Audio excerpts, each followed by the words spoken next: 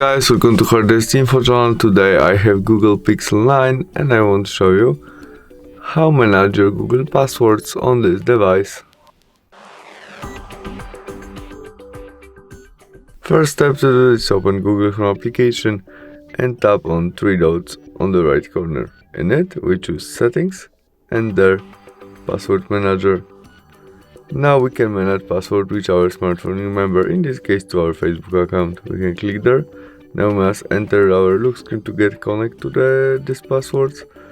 And then we can copy our email, copy our passwords by this first icon. When we press this eye icon, our smartphone shows us password, which remember you can also edit all by tap on edit and write something new or something like this, what you need and prefer. And when you change something, remember to press save.